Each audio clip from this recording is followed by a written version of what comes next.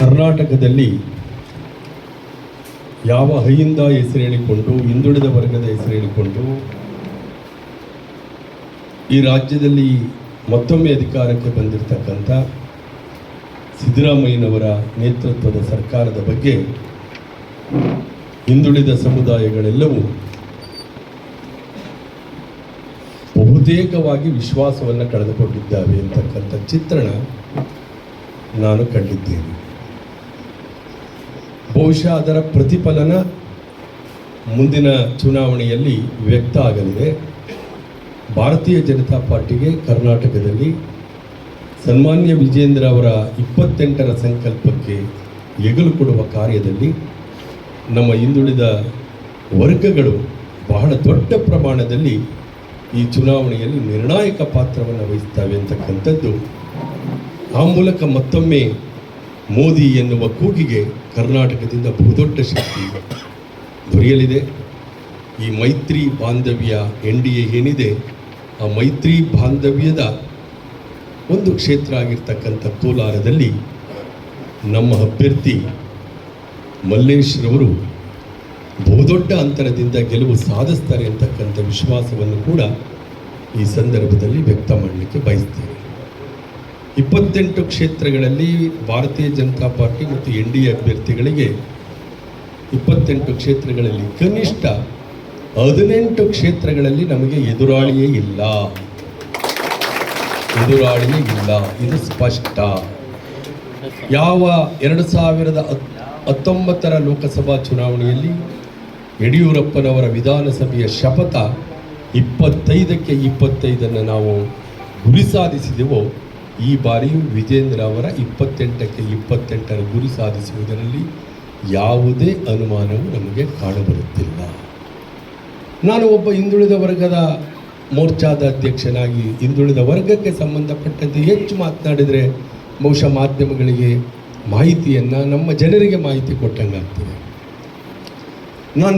ನಾನು ಮಾತಾಡಿ ಅದನ್ನು ನಿಲ್ಲಿಸಿದ ನಂತರ ತಾವು ನನಗೆ ಪ್ರಶ್ನೆ ಮಾಡ್ಬೋದು, ಯಾಕೆ ಹಿಂದುಳಿದವರು ಕಾಂಗ್ರೆಸ್ ಸರ್ಕಾರದ ಬಗ್ಗೆ, ಸಿದ್ದರಾಮಯ್ಯನವರ ಬಗ್ಗೆ ವಿಶ್ವಾಸವನ್ನು ಕಳಿಸ್ಕೊಂಡಿದ್ದಾರೆ, ಯಾವ ಆಧಾರದ ಮೇಲೆ ಹೇಳ್ತಾ ಇದ್ದೀರಿ ಅನ್ನೋ ಪ್ರಶ್ನೆಯನ್ನು ನೀವು ಕೇಳ್ತೀರಿ. ನೀವು ಕೇಳುವುದಕ್ಕೆ ಮುಂಚೆ ನಾನೇ ಉತ್ತರವನ್ನು ಸಿದ್ಧ ಮಾಡಿಕೊಂಡು ಬಂದಿದ್ದೇನೆ. ಇವತ್ತು ಯೋಜನೆಗಳು ಇನ್ನೊಂದು ಕೈ ಎತ್ತುಕೊಳ್ಳುವಂಥ ವಿಧಾನದಲ್ಲಿ ಇವತ್ತು ಹಿಂದುಳಿದವರಿಗೆ ನಾಮ ಹಚ್ಚಿರ್ತಕ್ಕಂಥದ್ದು ಸಿದ್ದರಾಮಯ್ಯ ಸರ್ಕಾರ ಅನ್ನೋದನ್ನು ನಾನು ಮಾತ್ರ ಮುಂದೆ ಕುಳಿತು ಕೇವಲ ಮಾತಲ್ಲ, ಆರಸಿತವಾಗಿ ಮಾತಾಡ ತಮಗೆ ಗೊತ್ತು. ಪರಿಶಿಷ್ಟ ಜಾತಿ ಕಲ್ಯಾಣಕ್ಕಾಗಿ ಮೀಸಲಿಸಿದಂಥ ಹಣ ಹೇಗೆ ದೇಶಕ್ಕೆ ಬಳಕೆ ಆಯಿತು ಅನ್ನುವುದನ್ನು ಸದನದಲ್ಲಿ ಕೂಡ ಗಮನ ಸೆಳೆದದ್ದನ್ನು ತಾವು ನೋಡಿದ್ದೀರಿ.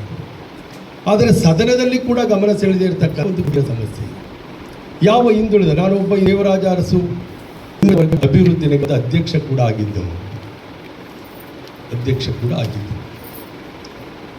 ಯಾವ ಹಿಂದುಳಿದವರ ಸಣ್ಣ 209 ಜಾತಿಗಳು, ಅದರ ಇತ್ತೀಚೆಗೆ ಬಂದ ನಿಗಮಗಳು, ಒಕ್ಕಲಿಗರ ನಿಗಮ, ಮರಾಠ ನಿಗಮ, ಲಿಂಗಾಯತರ ನಿಗಮ, ಇನ್ನರ ಕೆಲವು ನಿಗಮಗಳು ಸ್ಥಾಪನೆಯಾದ ಉದ್ದೇಶ ಹಿಂದುಳಿದವರು ಮತ್ತು ಆರ್ಥಿಕ ದುರ್ಬಲರಿಗೆ ಅವರು ಸ್ವಾವಲಂಬನೆ ಮಾಡಲಿಕ್ಕೆ ನೆರವು ಕೊಡುವಂಥ ಉದ್ದೇಶದಿಂದ ದೇವರಾಜ ಅರಸರು ಹಿಂದುಳಿದವರಂತ 5 ನಿಗಮಗಳ.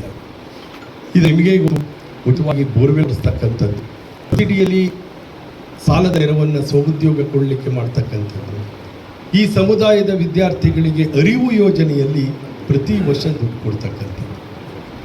ಈ ನಿಗಮಗಳಿಗೆ ಈ ಸರ್ಕಾರ ಬೀಗ ಜಡಿಯಲು ಹೊರಟಿದೆ. ಯಾಕೆಂದರೆ ಹಣನೇ ಕೊಟ್ಟಿಲ್ಲ. ಈ ಹಣ ಎಲ್ಲಿಗೋಯ್ತೋ? ಈ ಯೋಜನೆಗೋಯ್ತು. ಈ ಯೋಜನೆನಾದ್ರು ಹೇಗಿದೆ ಅಂತಕ್ಕಂಥದ್ದನ್ನು ಆಮೇಲೆ ಮಾತನಾಡೋಣ. ನೋಡಿ, ಭಾಳ ಸ್ಪಷ್ಟವಾಗಿ ಹೇಳ್ತಾ ಇದ್ದೀನಿ. 2022-23 ಸನ್ಮಾನ್ಯ ಬಸವರಾಜ ಬೊಮ್ಮಾಯಿಯವರು ಮುಖ್ಯಮಂತ್ರಿಯಾಗಿ ಬಜೆಟಲ್ಲಿ ಮಂಡನೆ ಮಾಡ್ತಾರೆ ಸರ್. ಒಂದು ನಿಗಮದ ಹೇಳ್ತೀವಿ, ದೇವರಾಜ ಅರಸು ನಿಗಮಕ್ಕೆ 190 ಕೋಟಿಯನ್ನು ಬಡ್ಜೆಟ್ನಲ್ಲಿ ಘೋಷಣೆ ಮಾಡ್ತಾರೆ. 190 ಕೋಟಿ ಕೂಡ ಬರುತ್ತೆ, ಉಪಯೋಗ ಕೂಡ ಆಗುತ್ತೆ. ಆದರೆ 2023-24 ಬರ್ತಾರಲ್ಲ ಸಿದ್ದರಾಮಯ್ಯನವರು, ಹಿಂದುಳಿದ ವರ್ಗದ ಚಾಂಪಿಯನ್ ಅಲ್ವಾ ಇವರು. ಬಿಜೆಪಿ ಸರ್ಕಾರ 190 ಕೊಟ್ಟರೆ ಇವರೆಷ್ಟು ಕೊಡ್ಬೇಕು ಸ್ವಾಮಿ? ನೀವೇ ಏನಾದ್ರು ಹೇಳಿದ್ರೆ 300 ಆದರೂ ಕೊಡಬೇಕು ಸರ್ ಕನಿಷ್ಠ ಅಂತೀರಿ. ಅವ್ರು ಹೇಳ್ತಾರೆ 500 ಕೋಟಿ. ಬರೀ 100 ಕೋಟಿ ಘೋಷಣೆ ಮಾಡ್ತಾರೆ ಬಡ್ಜೆಟ್ನಲ್ಲಿ, ಕೊಡೋದು ಬರೀ 50 ಕೋಟಿ. ಮರಾಠ ನಿಗಮ, ಹಾಗೆ ಲಿಂಗಾಯತ ನಿಗಮ, ಉಪ್ಪಾರ ನಿಗಮ, ಈ ಎಲ್ಲದಕ್ಕೂ ಸವಿತಾ ಸಮಾಜದಂಥ ಒಂದು ಸಣ್ಣ ಸಮಾಜ, ಭಾಳ ಕಡು ಕಷ್ಟದಲ್ಲಿ ಕಸುಬು ಮಾಡೋ ಸಮಾಜಕ್ಕೆ 5 ಲಕ್ಷ ಇವರು ಘೋಷಣೆ ಮಾಡೋದು. ನಾವು 25 ಲಕ್ಷ ದಾಖಲೆ ಇದೆ, ನಿಮ್ಗೆ ಕೊಡ್ತೀನಿ, ಅಷ್ಟು ದುಡ್ಡು ಕೊಡ್ತೀವಿ ನಾವು. 5 ಲಕ್ಷ ಘೋಷಣೆ ಮಾಡಿ 5 ಲಕ್ಷನೂ ಕೊಡಲ್ಲ ಸರ್, 22.5 ಲಕ್ಷ ಕೊಡ್ತಾರೆ. ಮುಡಿವಾಳ ನಿಗಮಕ್ಕೆ 6 ಲಕ್ಷ ಮಾಡಿದರೆ 3.5 ಲಕ್ಷ ಕೊಡ್ತಾರೆ. ಈ ರೀತಿಯಾಗಿ ಇವತ್ತು ಹಿಂದುಳಿದ ವರ್ಗಗಳ ಬದುಕಿಗೆ ಕೊಳ್ಳಿ ಇಡುವಂಥ ಕೆಲಸವನ್ನು ಈ ಸರ್ಕಾರ ಮಾಡ್ತಾ ಇದೆ. ಹಿಂದುಳಿದ ವರ್ಗಗಳ ವಿದ್ಯಾರ್ಥಿಗಳಿಗೆ ಅರಿವು ಯೋಜನೆಯಲ್ಲಿ 3 ಕಾಸು ಸಿಗ್ತಾ ಇಲ್ಲ. ಈ ಎಲ್ಲ ನಿಗಮಗಳಿಂದ ಏನು ಸಣ್ಣ ಹಿಡುವಳಿ ರೈತಂತ ಘನಕಲ್ಯಾಣ ಯೋಜನೆ ಒಂದೇ ಒಂದು ಬೋರ್ಗೆ ಸಂಖ್ಯೆ ಈ ಸರ್ಕಾರದ ಮೇಲೆ ಒಂದೇ ಒಂದು ಬೋರ್ವೆಲ್ ಚಾಲೆಂಜ್. ನಾನು ದಾಖಲೆ ಇಟ್ಕೊಂಡು ಮಾತಾಡ್ತಿದ್ದೆ, ದಾಖಲೆ ಇಟ್ಕೊಂಡು ಉತ್ತರ ನಾನು ಹೇಳೇ ಬಿಡ್ತೀನಿ. ನೀವು ನಿಮಿಷ ವ್ಯವಧಾನ ಕೇಳ್ತೀರಿ ನೋಡಿ. ದೇವರಾಜ